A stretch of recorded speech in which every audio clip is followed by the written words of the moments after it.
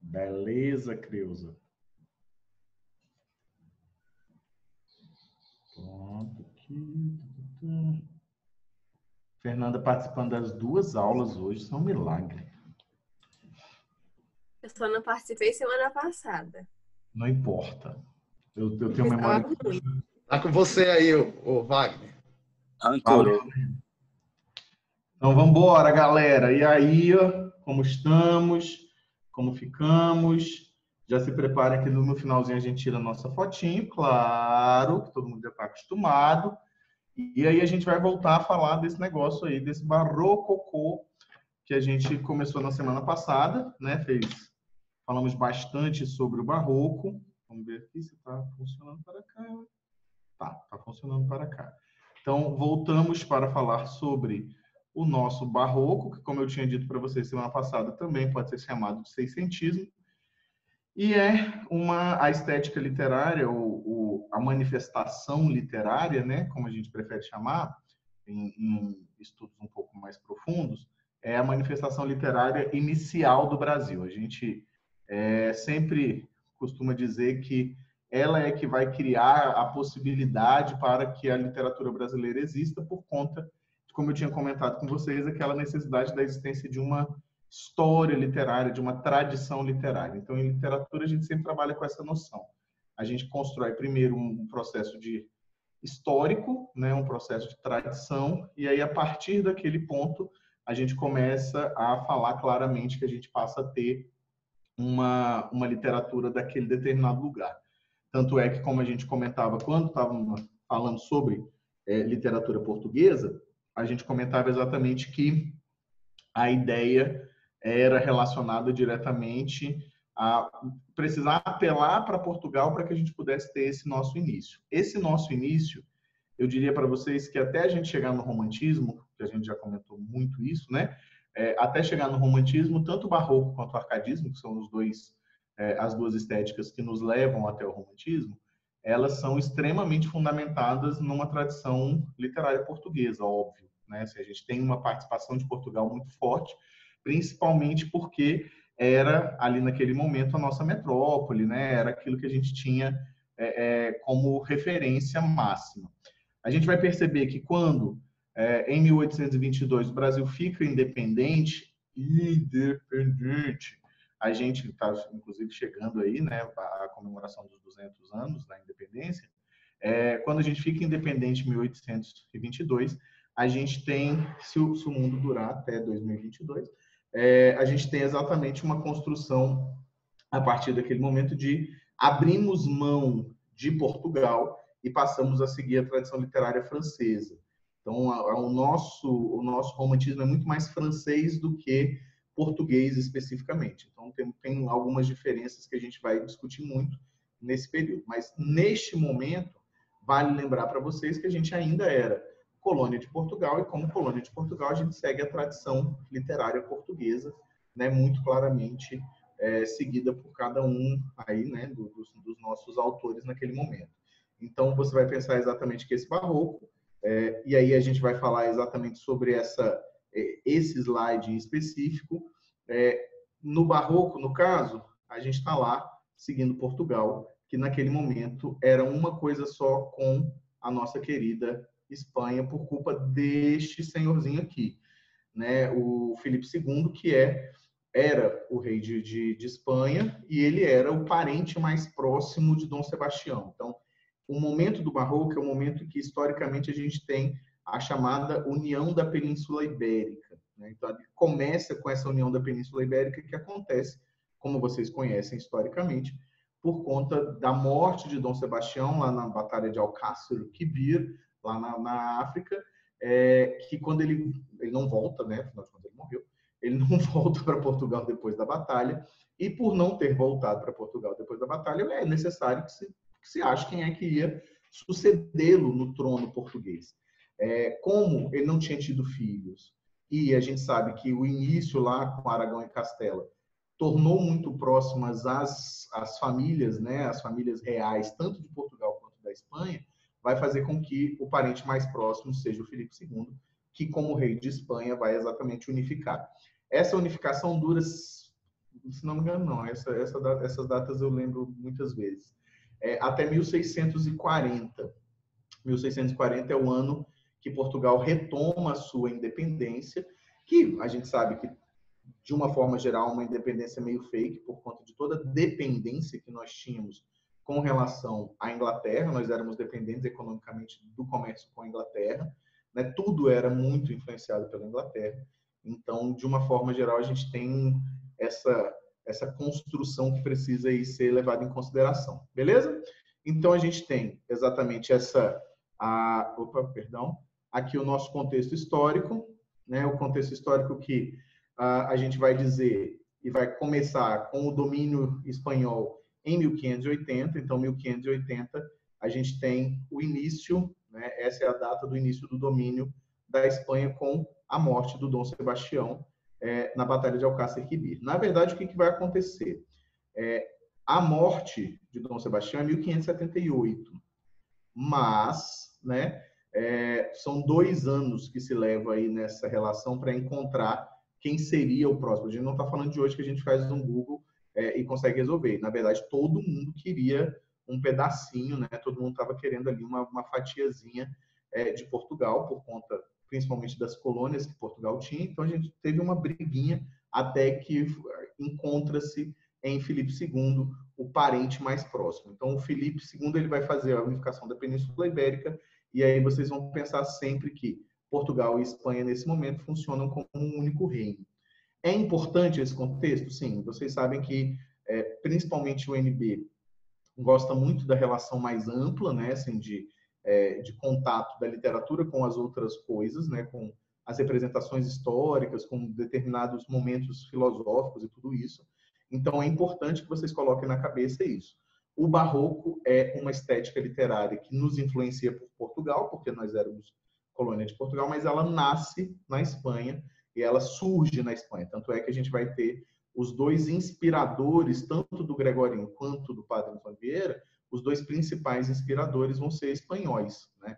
O principal inspirador do Padre Antônio Vieira é um padre também chamado Padre Quevedo, tanto é que em alguns lugares nós vamos encontrar referência a um negocinho chamado quevedismo, que seria próximo a essa coisa do Vieira, né?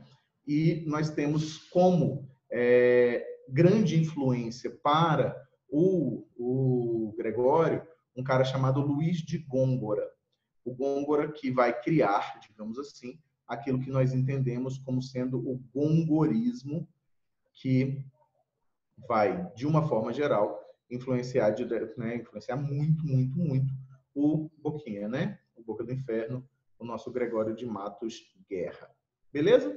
Então, temos aqui algumas relações interessantes. E aí a gente começa a pensar o seguinte, vamos lá.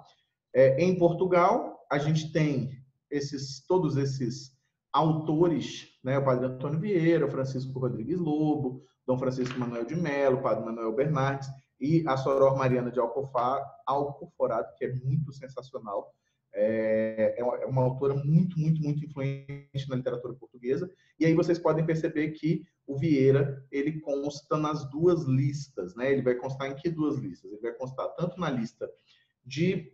Tá bombando esse negócio aqui. Ele vai constar tanto na lista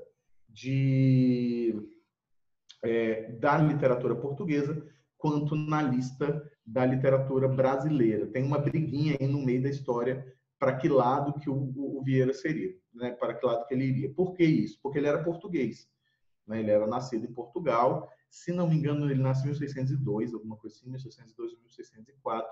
E ele entra para a Companhia de Jesus e vem para o Brasil. Ele é designado, que os jesuítas não ficavam exclusivamente em Portugal, eles foram criados exatamente para evangelizar o Novo Mundo, então eles vinham para essas novas colônias encontradas principalmente no além-mar, como era chamado naquele momento, né? Ou seja, Brasil, as colônias espanholas da própria América Latina. Então a gente tinha, né, uma presença muito grande dos jesuítas. Ele vem para cá, ele vai ocupar um cargo alto, inclusive dentre os nossos jesuítas, e por isso que ele acaba ganhando tanta importância assim, tá? Então, vamos continuar nosso pensamento aqui. Vamos pensar no Brasil. Qual era o nosso contexto histórico? nosso contexto histórico é o seguinte: nós éramos, obviamente, colônias de Portugal naquele momento, né? Portugal ainda e tinha nesse momento já voltado o interesse para o Brasil. Eu lembro a vocês que a partir ali mais ou menos de 1536 Portugal começa a pensar no Brasil com medo do que poderia acontecer, com medo de perder o Brasil, né? Principalmente por conta das invasões que ainda aconteceriam, mas ele já havia esse medo antes. Então, a gente é colônia de Portugal, isso faz muita diferença, porque essa noção colonial, ela vai trazer exatamente também uma colonização cultural, tá? Isso é extremamente importante. Uma colonização cultural que vai perdurar durante muito tempo. A gente costuma dizer que ela só termina, né? E aí a gente vai dizer que o término dessa colonização cultural é com o modernismo, somente com o modernismo. Apesar de muitos dos estudiosos, né, e inclusive me incluo não como estudioso, mas como quem pensa dessa forma, de que em Machado de Assis a gente já encontra uma modificação. Machado de Assis já dá um toque de uma coisa um pouco diferente, principalmente do que acontecia em Portugal e na França, porque ele é uma colagem de uma série de características. O Machado tem muita característica dos autores ingleses, né? Tem muita característica de autores extremamente importantes, principalmente Sterne, né? Que eram autores daquele momento. Então, essa colonização cultural, ela precisa ser levada em consideração. A gente era uma colônia física no sentido mesmo de somos uma colônia que depende completamente de Portugal, sim. Mas, ao mesmo tempo, a gente também era uma colônia cultural. Até porque, eu sempre destaco para vocês uma discussão que é muito ampla, que é exatamente a história da gente pensar que a gente tem uma cultura oficializada que é passada como a cultura correta, como a melhor cultura, né? E a cultura, naquele momento, já acontecia dessa forma, porque quem eram os produtores culturais? Eram as pessoas que estavam nas classes um pouco mais ali, abastadas, afinal de contas, se você parar para pensar, vamos colocar aqui algumas relações de literatura. Quem lia? Só quem lia era a burguesia, né? Ou a nobreza, porque, afinal de contas, a educação ainda era extremamente controlada, né? Então, não tínhamos essa popularização. E, logicamente, que o povo encontrava suas formas de diversão, encontrava suas formas de cultura, como acontece até hoje, né? A gente muda o sentido aí, a gente muda o momento, mas a gente continua percebendo que boa parte da nossa população não tem acesso a esses bens culturais tidos como privilegiados, elitizados, né? Basta vocês lembrarem o tema do Enem do ano passado, aquilo é uma verdade, né? Assim, a presença não da televisão, não dos filmes e das séries, mas o cinema é muito elitizado de uma forma geral. Isso, lógico, é uma construção cultural e é uma construção histórica, beleza? Temos aqui informação importante com relação a quem era a sede, né? A nossa sede naquele momento, a capital do Brasil, sede da administração, e que tinha uma relação que eu gosto sempre de destacar, que era exatamente o fato de que em Salvador, né, na Bahia especificamente, nós vamos ter exatamente, na Bahia, nós vamos ter a sede econômica. Nós vamos perceber que a gente tem um segmento da grana, né? A noção econômica, porque a gente está falando do momento cana-de-açúcar, né? Esse momento a gente ainda tem como principal fator de exploração da terra, a famosíssima plantation, né? Assim, a ideia exatamente de que a gente explorava aquilo que o Brasil naquele momento podia nos dar, que era exatamente a plantação de cana-de-açúcar, a exportação do açúcar, né? E aí a gente tinha uma série de fatores ali naquele meio. A gente tem a escravidão crescendo nesse momento, o processo escravista crescendo nesse momento, para que pudesse suprir essas relações agrícolas, né? Afinal de contas, era o que a gente tinha. E aí, o que a gente vai sempre ver? A gente vai sempre ver que, como a cultura que a gente está falando aqui é uma cultura oficializada, ela vai seguir a grana, ela vai seguir onde é que o dinheiro estava. Se o dinheiro estava em Salvador, onde é que a gente vai ter a produção? Onde é que vão estar tanto Gregório de Matos quanto Padre Antônio Vieira? Em Salvador. Por mais que o Antônio Vieira vá, né, no final da vida para o Maranhão, depois que ele volta para Portugal, a gente já, né, ele tem algumas confusões ali no meio e ele acaba indo. Mas a gente percebe isso muito claramente. Se você quiser anotar por aí, quando a gente pensa, por exemplo, o Barroco, o que vai acontecer? O Barroco, ele vai estar em Salvador. Salvador, porque a gente está falando, né, de um momento em que a Bahia se resumia praticamente a Salvador nesse sentido. Por quê? Grana, né? Bota aí, ó, pá, temos dinheiro. Aí a gente vai ver, por exemplo, que o arcadismo, o que vai acontecer com o arcadismo? A gente vai estar falando do momento das minerações. Então, vai para Minas. Na hora que a gente está falando sobre o romantismo e o realismo, o que acontece? A gente tem Rio de Janeiro. Por quê? Vinda da família real para cá. Era a capital e aí você movimenta. O próprio, quando a gente pensa, mesmo o modernismo sendo modificador a partir de um determinado ponto, principalmente da geração de 30, mas quando a gente pensa no início do modernismo, onde é que o início do modernismo vai se dar? A Semana de Arte Moderna de São Paulo, né? Então, a Semana de Arte Moderna acontece em São Paulo porque todo mundo fala, lá era um lugar mais cosmopolita. Né? O Mário de Andrade tem a mania de dizer isso, mas tinha a mania, porque ele morreu. Mas, na verdade, a gente sabe que ali estava a galera de grana, né? Então, a literatura vai seguindo esse caminho. Aonde está o dinheiro, vai estar a cultura oficializada, óbvio, porque quem financia essa cultura, quem consome essa cultura oficializada é exatamente a galera que tem grana. Beleza? Como é que a gente vai ter? A gente vai pensar o seguinte, alguns aspectos interessantes. Está todo mundo entendendo? Tranquilo? Manda o joinha aí para a gente saber. Aqui estão alguns resultados de uma pesquisa. Isso é o meu... O Google, cara, olha isso. Eu já falei que ele faz isso de vez em quando, né? Ele começa a pesquisar sozinho a respeito das coisas que eu estou falando. Acho que ele presta atenção na minha aula mais do que o Kaique, quando está dormindo. Então, beijo, Kaique. Cadê Kaique? Ah, tá aí. O que acontece? A gente vai ter, então, as produções artísticas, elas vão pegar o molde de Portugal, que é o quê? O ideal da igreja. Porque, como a gente já viu, e aí a gente tem que reforçar o tempo inteiro, isso a gente precisa relembrar disso o tempo inteiro, o ideal da igreja aqui, que vai ser construído a partir daquela história do pecado versus o perdão. Este é o grande mote do barroco. A arte barroca é uma arte religiosa, essencialmente. Ainda que a gente entenda que ela é uma arte religiosa, mas com uma pegada de pensamento um pouco mais, pouca coisa mais, do homem, né, antropocêntrico. Mas ainda assim, não tem como a gente abrir mão da ideia de que o nosso barroco, assim como o barroco português, assim como o barroco espanhol, porque os dois são países, como a gente já comentou aqui, extremamente importantes no sentido religioso. O catolicismo prevalecia nesses dois países, que são considerados hoje, inclusive, países, em termos de número de católicos, até maior do que a Itália, né? Em determinadas pesquisas a gente percebe isso. Então, na época, você imagina como é que não era, né? Eu acho que aquela expressão quer ser mais católico que o Papa deve ter surgido exatamente num dos dois países. Essa informação é importantíssima. A gente não tem imprensa nesse momento e a gente vai demorar muito para ter imprensa mesmo, a gente vai demorar muito, tá?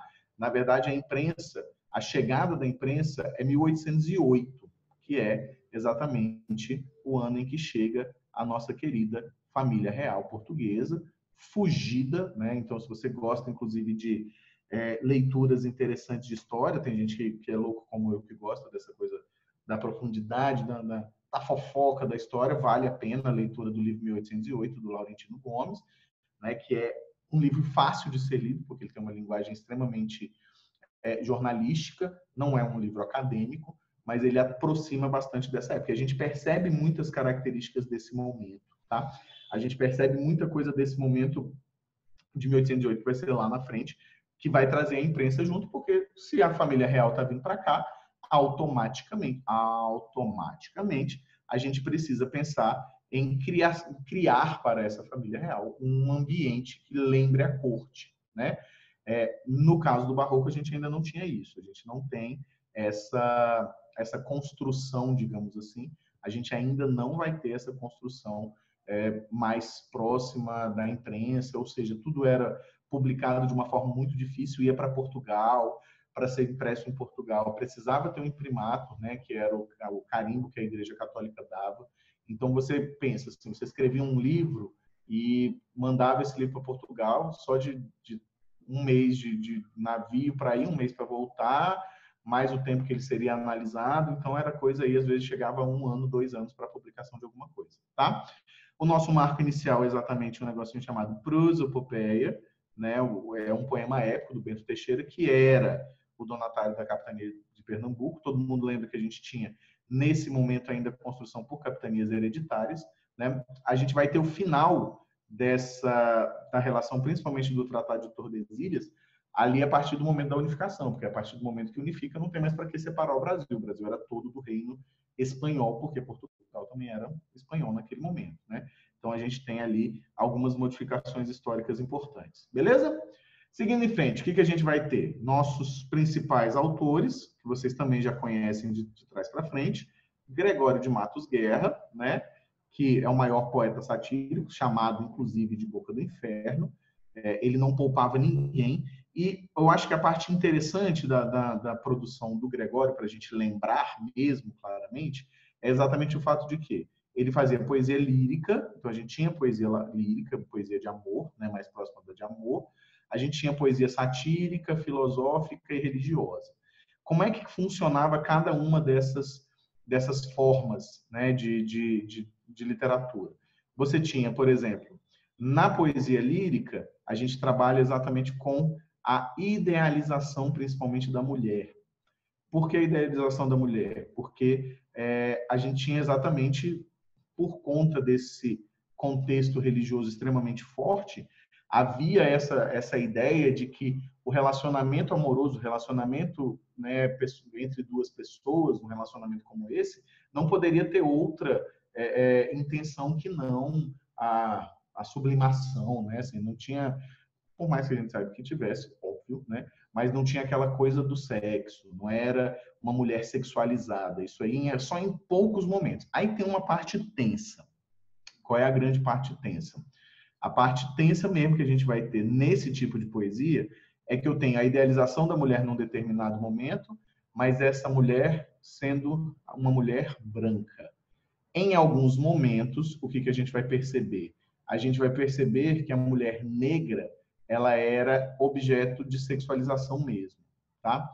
Então, a gente vai ter essa mistura, como se fosse mais ou menos o seguinte: eu tenho a mulher branca para casar e a mulher negra seria para o sexo. Era muito comum naquela época, vamos fazer aqui uma pequena parte histórico, era muito comum naquela época que os donos de escravos se divertissem sexualmente com as suas escravas. Isso é horroroso, eu sei, tá, gente? A gente está fazendo uma análise só de pensamento aqui do que acontecia naquele momento.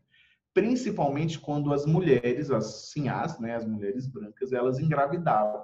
A partir do momento que elas engravidavam, o que acontecia? Eles buscavam nessas mulheres negras, nas suas escravas, o aporte sexual ali para aquilo que faltava. Por quê? A partir de o sexo, bom, né, tal.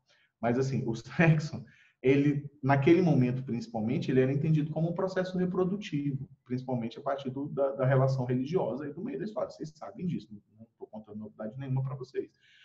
Então, você tinha que o sexo acontecia para a reprodução. Se a mulher estava grávida, por que ela ia fazer sexo com o cara? Pensa comigo aí, né? A gente tinha, inclusive, um endemonizamento do corpo feminino ou do corpo da mulher.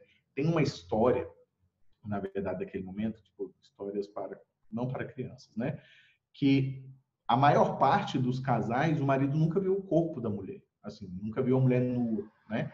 Tinha, inclusive, num determinado momento, na cama de casal tinha um lençol dividindo os dois lados da cama, e nesse lençol havia um orifício redondo, um buraco.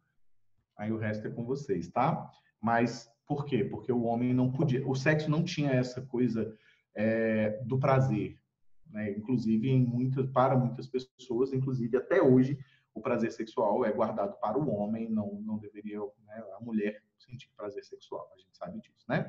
Então, tem essa visão. A negra é muito sexualizada, enquanto a branca é idealizada. Isso aqui, para quem não se lembra, vai se repetir onde? Lá no romantismo de segunda geração. Várias cores, né? Lá no romantismo de segunda geração. Beleza? Poesia satírica é exatamente essa poesia que ele brinca e ele denuncia, né? Normalmente é uma poesia de denúncia. de forma satírica, ele vai denunciar os acontecimentos, né? Ele vai falar muito mal do governo, ele vai falar muito mal da forma como o Brasil é governado e, essencialmente, a cidade de Salvador é governada. Então, ele vai falar que as pessoas são muito hipócritas. E isso ele fala de uma forma muito satírica. Essa é considerada, no caso dele, a grande literatura, porque ela quebra um pouco aquilo que era esperado naquele momento, né? A poesia filosófica é a poesia que normalmente trabalha com a efemeridade, ou seja, a passagem da vida, a constância entre a aparência versus aquilo que realmente interessa, né? O Gregório ele tem uma construção muito forte nesse sentido, de que ele apresentava mesmo, assim, claramente essa relação de, não, mas você tinha essa noção do que você pregava e aquilo que você vivia, né? As pessoas se preocupando com a vaidade, Fábio, né? Tem aquele famoso poema dele que ele fala isso, né? Então tipo assim, as pessoas se prendiam em coisas muito fúteis. Por isso que muitas vezes, e isso é uma coisa interessante, a poesia do Gregório é tão atual, porque por mais que a gente fale, lógico, com construções diferentes, mas o ser humano é o mesmo. Eu costumo dizer que não rola uma diferença muito grande, não. Assim, o ser humano continua o mesmo. Ele continua fútil, ele continua, principalmente na nossa sociedade marcadamente capitalista, ele acaba, né, prevalece o ter sobre o ser. Então, dá, inclusive, olha aí, dica, hein? Você consegue usar, se você tiver que falar, por exemplo, numa redação, você consegue usar aí como repertório o Gregório. Não precisa ser algo específico, né? Um poema específico, mas para repertório você consegue usar o Gregório em 2 pontos, né? Que é exatamente a efemeridade, se você tiver que falar sobre a passagem do tempo, o envelhecimento, a preocupação, né? A efemeridade não, né, Wagner? Eu não fui alfabetizado, tá, gente? Efemeridade, perdão. Porque a gente fala mais do que a boca, né? E o cérebro não acompanha. Efemeridade. E você pode falar exatamente sobre usar o Gregório com relação à futilidade. Então, a gente também ajuda aqui a construir um pouquinho de repertório, viu, Mari? Então, tem essa possibilidade. Você não precisa de um poema específico, você pode falar, era o que ele falava, né? E a poesia religiosa, que é sensacional, porque nessa poesia religiosa, obviamente, nós vamos ter o perdão de Deus versus o pecado. E aí a gente vai ver, né, exatamente aquela construção, né, tipo aquilo que eu já falei para vocês, a chantagem. Até na poesia religiosa, o Gregório consegue ser meio que ter uma pegada meio, como é que eu posso explicar? Uma pegada um pouco mais satírica também ali, porque ele vai falar, Deus, tu é perdão, mas tu só é perdão porque, afinal de contas, eu peco. Então, eu estou fazendo um favor para você. É mais ou menos nesse sentido. E temos quem, gente? Temos Padre Antônio Vieira.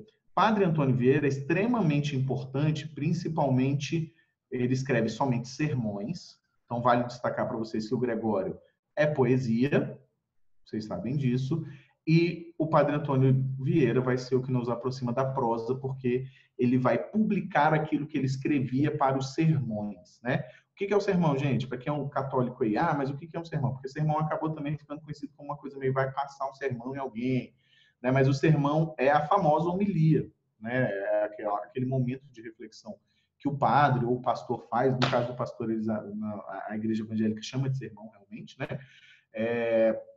Mas, e se tiver algum outro nome aí, vocês me ajudem, tá, gente? Porque meu conhecimento não é tão amplo assim, nesse sentido de nomenclatura da igreja evangélica, mas é o momento da homilia. Vale lembrar para vocês que você, que já foi a uma missa, você consegue buscar essas características.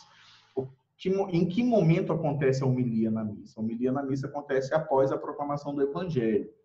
Então, ela acontece logo depois da proclamação do Evangelho para explicar as leituras do dia, que inclui aí o Salmo, mais o Evangelho. Então, tem um aporte bíblico, né? Aquilo que está na liturgia que vai ser reapresentado, vai ser explicado muitas vezes, num tom, na maior parte das vezes, reflexivo, por parte do padre. E é isso que o Gregório Antônio vai fazer, é isso que o Vieira vai fazer. Ele vai construir sermões para a missa que ele fazia. Tanto é que nós temos alguns sermões extremamente famosos, né? Nós temos os sermões da Sexagenária, nós temos o sermão, né, do Santo Antônio aos Peixes. Do Nós Bom temos... Ladrão. Oi? Ai, meu Deus. O Yuri, tá tudo bem? Sermão do Bom Ladrão. Sermão do Bom Ladrão. Tem os sermões para quem fez, ou se não fez agora, mas queria fazer o Unicamp, alguma coisa assim. Os sermões os sermões da quarta-feira de cinzas também são muito famosos, que é aqueles que falam muito da efemeridade. Então, você tem muitos sermões importantes. E aí eles têm uma construção diferente. Por quê? Eles vão ter uma estrutura que permita a retomada de tudo aquilo. Não é o cara falando, pura e simplesmente. Ele tem uma fundamentação de quem? Da Bíblia. Então, por isso você tem referências bíblicas o tempo inteiro. Quando você pega para ler, você deve, se você já leu algum sermão, você deve ter percebido uma quantidade imensa de expressões e palavras em latim. Lembro a vocês que a missa era celebrada até a década de 60, de 1960, né? Que foi quando acontece um negócio chamado Concílio Vaticano II, que modifica a forma como a missa acontece. Muitas pessoas perguntam, e você já sabe, mas por que você sabe tanto isso? Eu estudei teologia, né, gente? Eu quase me formei teólogo. Fui católico muitos anos. Então, você tem essa relação. Então, por isso que aquele sermão vai ter o quê? Uma estrutura muito diferente. Ela precisa buscar na leitura aquilo que vai ser o mote do sermão. Lógico, e aí com uma visão. O Padre Antônio Vieira, a gente não pode trabalhar com a ideia de que Padre Antônio Vieira era um cara que também estava dividido entre o céu né, assim, entre o divino e o humano. Não. Ele vai trabalhar essencialmente com a noção divina. O humano é pecador, mas ele não tem dúvida disso. Não é igual o Gregório que vai colocar as dúvidas entre o perdão e o pecado, não. O Padre Antônio Vieira tem certeza, é certo. Entenderam? Deu para sacar? Beleza, hein? E aí o que a gente tem, né? O sermão pelo bom sucesso das armas de Portugal contra a Holanda, gigantesco isso aqui, e o sermão do primeiro domingo, né? Da primeira domingo da quaresma.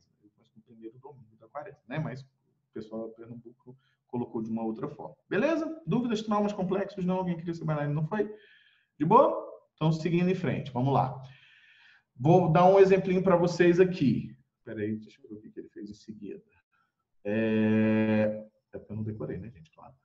Então, o que a gente tem aqui é um exemplo de uma das poesias satíricas, né? Quem eram os principais alvos da sátira de Gregório de Matos? Eram exatamente o clero. Por que o clero, queridos?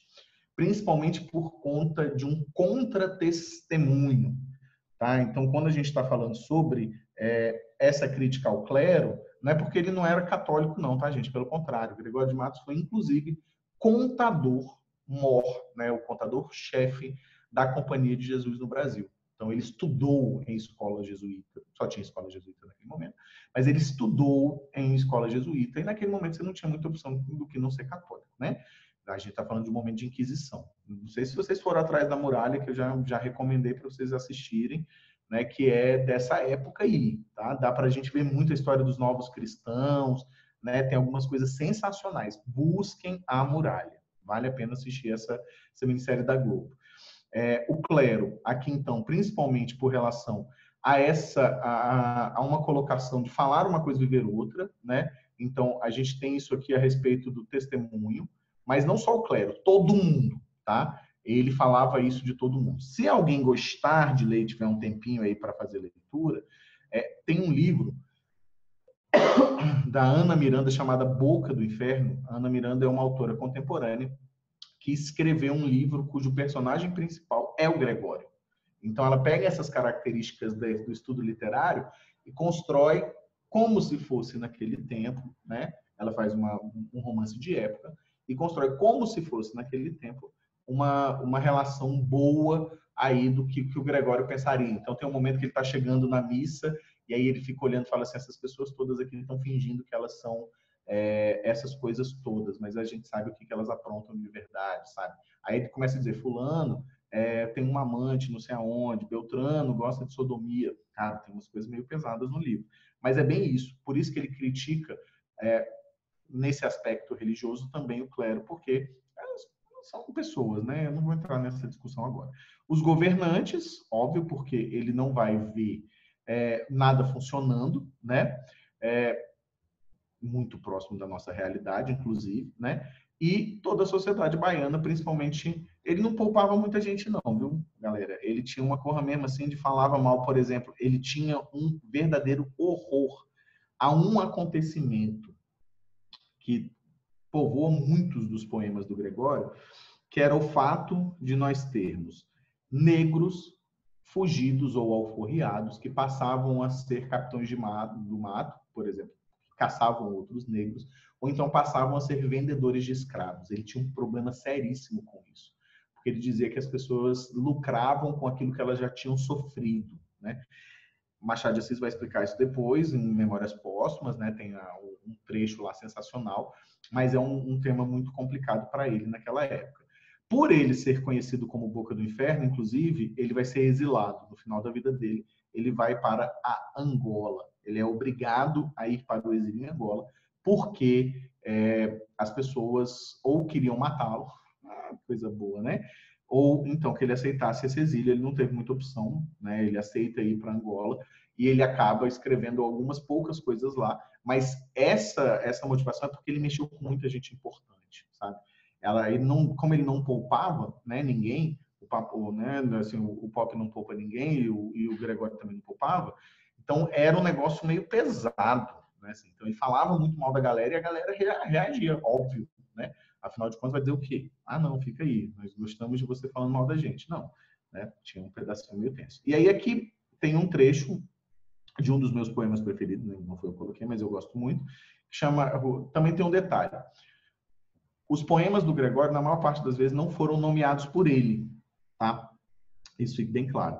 Não foram nomeados por ele. O Gregório, na verdade, como poesia, ele declamava muitas vezes essa poesia, ele escrevia também, e esses escritos, é muito doido isso, tá? Então presta atenção. Esses escritos, eles só foram descobertos, esses manuscritos, só foram descobertos no século XIX, no final do século XIX, quando um viajante alemão veio estudar a cultura brasileira e ele percebeu que na Bahia haveria, né, um poeta que já tinha morrido há muito tempo, claro, 200 anos antes, e que era um poeta muito satírico, e ele foi percebendo algumas coisas, e aí ele começa a pesquisar e descobre quem era Gregório de Matos Guerra. Então ele não teve, naquele momento ali, ele não teve sucesso nenhum, não tem essa história. Primeiro que ninguém vendia livro naquela época, nada era impresso, né?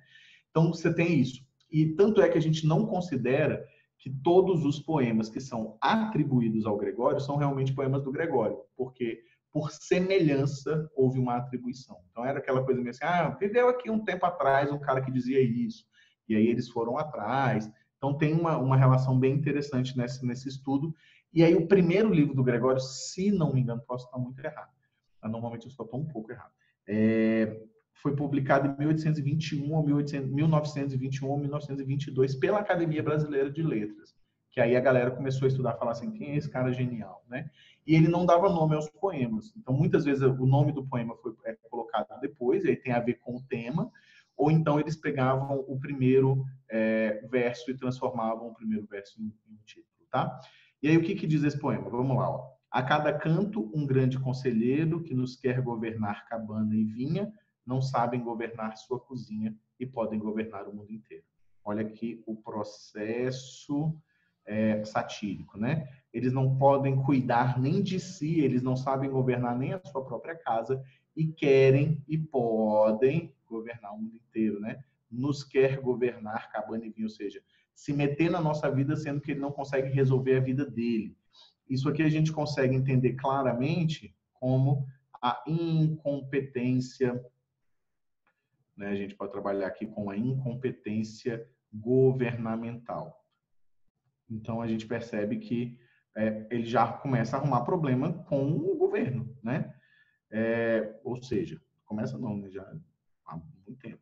Em cada porta, um bem frequente olheiro que a vida do vizinho e da vizinha pesquisa, escuta, espreita, esquadrinha para levar à praça e ao terreiro. Ou seja, a história de que as pessoas não cuidam da própria vida, né? Ó, que a vida do vizinho e da vizinha pesquisa, escuta, espreita e esquadrinha, né?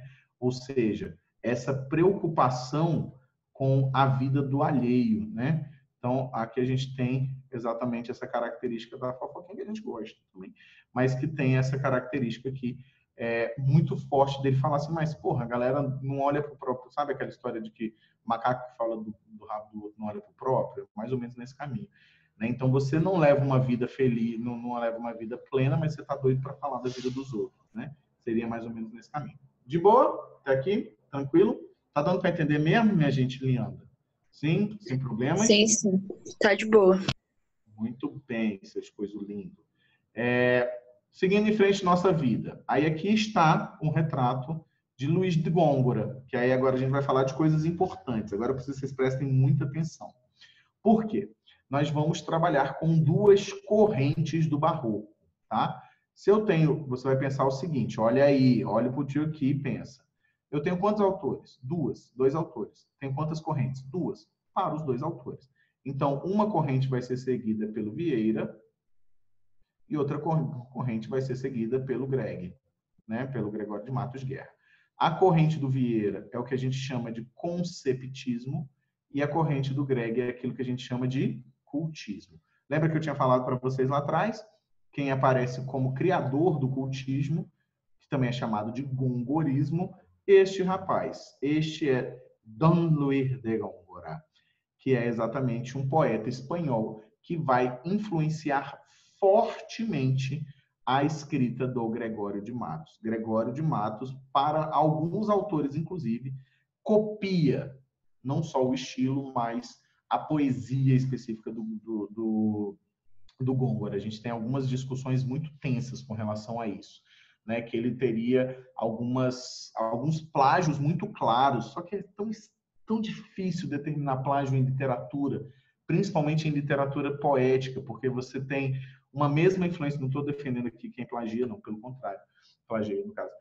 Pelo contrário, como acadêmico, eu, né, tenho ojeriza a plágio, porque a gente pesquisa, vem lá alguém tira, né, usa a nossa teoria para usar os louros. Para vocês terem uma noção, na universidade, todas as coisas que a gente vai fazendo durante mestrado e doutorado, a gente fica tentando publicar rápido, ainda que por meio de artigos, scripts, essas coisinhas menores, para que a gente tenha uma marcação de que a primeira pessoa que falou aquilo fui eu, para ninguém depois se apropriar, né? Então, as pessoas vão dizer, muitos dos críticos vão dizer que ele tem determinados momentos que parece plagiar. É muito difícil afirmar isso, mas existe essa visão, tá? Mas o que a gente vai ter no cultismo? Primeira coisa, o cultismo a gente já consegue determinar que é aquilo que vai predominar o quê? A poesia. Beleza? Então, você já mata de primeira, que tem a ver com Greg, né? Quem é o nosso poeta? Gregório. Então, o cultismo era do Gregório. Qual é a ideia? Né? Quais são as características? Vamos lá. Ó. Intenção moralizante por meio dos sentidos. Então, a gente vai ter uma poesia imagética. Tá? Isso aqui tem muito a ver com o que a gente chama de imagético. O que é uma poesia imagética? É que apela para muitas imagens mesmo. A gente vai ter o tempo inteiro o uso dos nossos sentidos, né? Da visão, da audição, da fala, né? Então, tudo isso vai estar... A fala não é um sentido, mas assim, seria mais ou menos essa relação. A gente vai usar o ser humano, né? Por quê? E por que moralizante? Exatamente aqui vai entrar o processo da sátira, né? Então, a gente vai ter exatamente a brincadeira com o processo, como processo moralizante. Vai ser fortemente marcado por um teor descritivo, porque, afinal de contas, se você está usando o sentido, você tem que deixar a pessoa perceber, né? Lógico. Valorização da forma de expressão, principalmente porque aqui a gente vai ter o quê? O predomínio, nesse caso, dos sonetos camonianos, né? Os sonetos camonianos. Vale destacar para vocês que até esse momento, soneto para a gente só é decassílabo, tá? O soneto do decassílabo, ou alexandrino, só vai surgir, não é que só vai surgir, né? Mas só vai aparecer efetivamente na nossa literatura do parnasianismo. Por quê? O soneto português é o soneto de 10 sílabas. o soneto de 12 sílabas por verso é um soneto francês. Então, tem essa diferença. Na Espanha, por exemplo, o soneto tem 13 sílabas. Eles fizeram, cada um fez a sua adaptação, né? Então, é bem interessante isso. Vamos lá. Tá dando para me entender aí? De boa? Então, vamos de em frente. Estilo opulento e suntuoso tem a ver com, principalmente, a linguagem, tá? A linguagem que é extremamente rebuscada. O que é um rebuscamento vocabular? Aquilo que você tenta fazer na sua redação, quando você escreve, como é que é? É imprescindível afirmar, né? Então, aquilo que eu zoei lá no meu Insta esses dias. É exatamente botar, eles provavelmente escreviam falando sobre, né, se fosse hoje, ele ia colocar o diernamente na redação dele, né? A gente teria algumas coisas desse tipo aí. Eu tenho, né, assim, muita coisa feia. Como é que esse rebuscamento vocabular se dava? Por meio de neologismos, ou seja, criação de novas palavras, por meio de figuras de sintaxe, principalmente hipérbatos e anacolutos, tá? O que é um hipérbato? É um exagero, é a inversão da ordem natural da frase. Então, você tem o sujeito perdido lá na frente, depois de tudo que apareceu. O que é um anacoluto?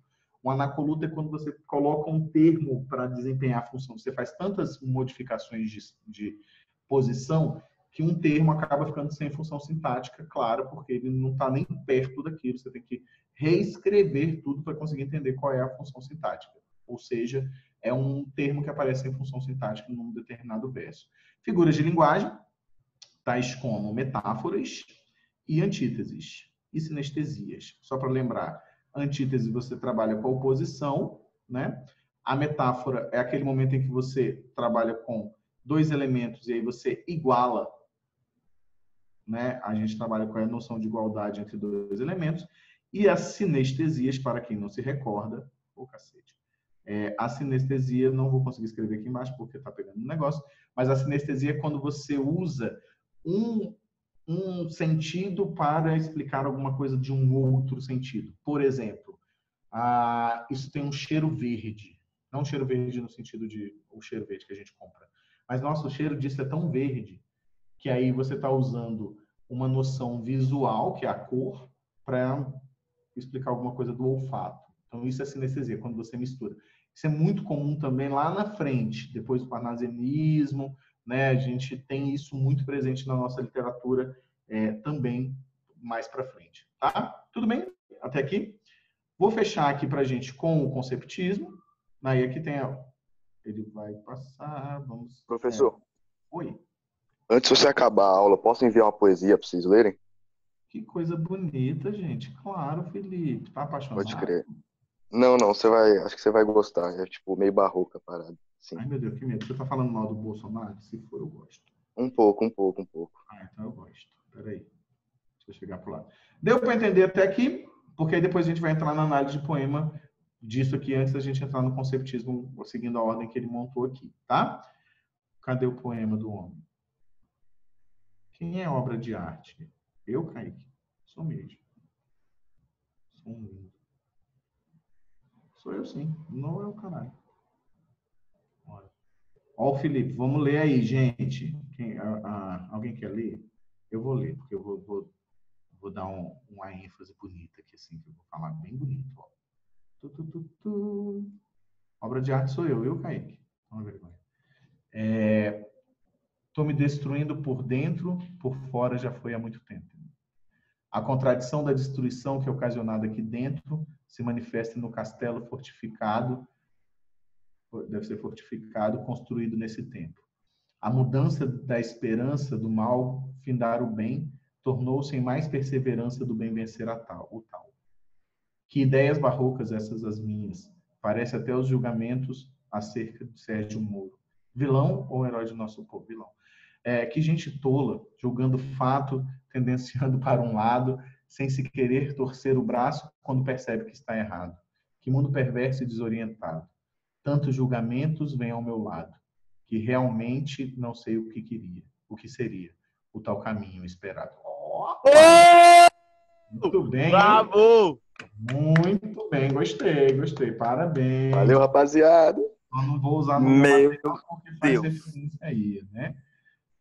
Aos nossos amigos, Sérgio Moura. Beleza? Então, meus jovens, alguma dúvida, algum trauma? Para nós correto. Algum complexinho aí? Não. Olha, o Vitor quer casar com você, hein? Aí tu que sabe, tá, cara? Eu acho o Vitor meio feio, mas é com você, tá? De boa. Ó, o Felipe aceitou, Vitor. Felipe aceitou. Tranquilo mesmo, minha gente jovem? Então, vou salvar aqui. Eu não enviei ainda para vocês, né? Vocês se lembram que eu estou sempre enviando, porque a gente ainda está usando a mesma, né? Então, a gente está no 24, faltam uns 18 aí, mas vai ser bem rapidinho. Na semana que vem a gente encerra o Barroco. Tem bem menos, porque aí tem uns exercícios para a gente brincar. Tudo bem? Dúvidas, traumas complexos, né? O Yuri falou que você é maravilhoso. Isso. Deixa eu fechar aqui umas coisas. Eu tenho 1 milhão de coisas abertas no meu computador, porque eu estava fazendo aula dos Stratas. Vou jogar para cá. Pronto. Agora estou olhando para vocês de frente. Muito bem. Gostei bastante. Gostaram, gente? Tranquilo? Estão só me ignorando mesmo. Gostei demais. Também. Demais. Oxe, Kaique não tá dormindo. É que dó. Cala a boca. Eita, meu anjo tava ligado. Tava ligado. Falando que alguém tava só te ignorando. Então, gente, agora é hora de vocês ligarem as câmeras. Ai, mano. Nossa O que eu tô fazendo? visibilidade da semana para tirar nossa foto para ir pro Instagram. Gente, eu não consigo marcar o Instagram do IME. Eu não consigo. Todas as vezes eu procuro e não consigo encontrar. Acho que o Fefeu me bloqueou. A Isabelle é até professor. Eu não consigo, sério. Eu clico, ele não me manda para lugar nenhum. Aí eu pesquiso, não aparece IME Essencial. Tá bloqueado. Eu vou verificar e passo de novo para você, Wagner. Tá bom, porque eu acho que você me bloqueou, hein? Eu achei isso agora, hein? Caraca.